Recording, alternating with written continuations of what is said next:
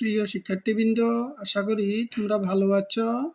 আমরা আজকে বিন্দু সমরেখ কিনা সেটা যাচাই করব। আমাদের প্রশ্নটা হলো, দেখাও যে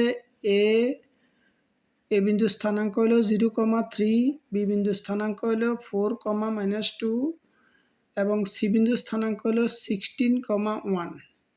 বিন্দু তিনটি সমরেখ, অর্থাৎ এই তিনটা বিন্দু একই রেখায় অবস্থিত কিনা সেটা আমরা যাচাই করব। প্রিয় শিক্ষার্থীবৃন্দ, আমরা একটা শর্ত জানি, যদি এ বি সি বিন্দু তিনটি সমরেখা হয় তাহলে তাদের ঢাল সমান হইতে হইব, একই ঢাল হইতে হইবে। তাহলে আমরা লিখব, এ বি সি বিন্দু তিনটি সমরেখা হলে উহাদের এ বি এবং বিসি রেখার ঢাল সমান হবে। আমরা একটু লিখি প্রিয় শিক্ষার্থী। তাহলে আমরা লিখলাম, এ বি সি বিন্দু তিনটি সমরেখা হলে এ বি এবং বিসি রেখার ঢাল সমান হবে। অর্থাৎ এ বি রেখার ঢাল এবং বিসি রেখার ঢাল যদি সমান হয়, একই মান হয়, তাহলে বিন্দু তিনটি সমরেখা হবে। তাহলে প্রথমে আমরা লিখব এ বি রেখার ঢাল। এ বি রেখার ঢাল। প্রিয় শিক্ষার্থী, এ বি রেখার ঢালকে আমরা M1 ধরি। M1 সমান কি সূত্র হলো কি আমাদের ঢালের সূত্র y2 - y1 x2 - x1। প্রিয় শিক্ষার্থীবৃন্দ, তাহলে এ বি, তাহলে এটা হলো x1 y1 x2 y2। তাহলে আমাদের সূত্র হলো y2 - y1। তাহলে y2 বলতে -2 y2 - y1, তাহলে y1 এর মান 3, তাহলে y2 - y1 মানে -2 -3। আর নিচে হলো x2 - x1, x2 এর মান হলো কত 4 -x1 এর মান কত হবে 0। প্রিয় শিক্ষার্থী, আমরা এখান দিয়ে লিখলে 3 আর 2 5 -5, আর নিচে হবে কত 4, তাহলে -5/4।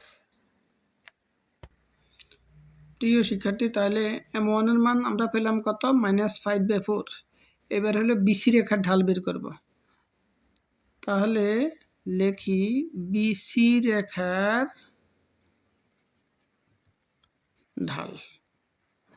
এখানে আমরা M1 দিলাম, এখানে M2 লিখলাম। M2 = ঠিক আগের মতন y2 - y1 BC, তাহলে এটা হলো y2 1 - -2, তাহলে লিখব 1 - -2, অর্থাৎ y2 - y1।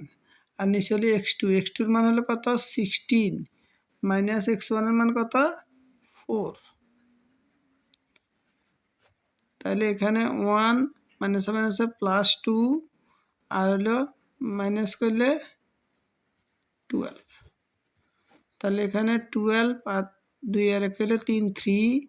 এখানে যদি কাটাকাটি করি তাহলে উপর হলো 3 1 3 3 ছেড়ে ভালো 4/1। প্রিয় শিক্ষার্থীবৃন্দ, তাহলে M2 এর মান হওয়া গেল 1/4 আর M1 এর মান পাওয়া গেল -5/4। তাহলে আমরা লিখতে পারি, সুতরাং এখানে M1 is not equal to M2, M1 is not equal to M2। তাহলে এখানে বলছে যে দেখাও যে সমরেখ, যেহেতু ঢাল সমান নয় তাহলে বিন্দু তিনটি সমরেখ নয়। সুতরাং এ বি সি বিন্দু তিনটি সমরেখা নয়। প্রিয় শিক্ষার্থীবৃন্দ, আশা করি তোমরা বুঝতে পেরেছ। যদি এখানে ঢাল দুইটা যদি M1 = M2 হইতো তাহলে আমরা লিখতাম ABC বিন্দু তিনটি সমরেখা। যেহেতু এখানে ঢাল সমান হয় নাই, তাহলে এই জন্য সমরেখা নয়। প্রিয় শিক্ষার্থীবৃন্দ, আশা করি তোমরা বুঝতে পেরেছ। ক্লাসটি ভালো লাগলে আমার চ্যানেলটা সাবস্ক্রাইব করে দেবে। ধন্যবাদ সবাইকে।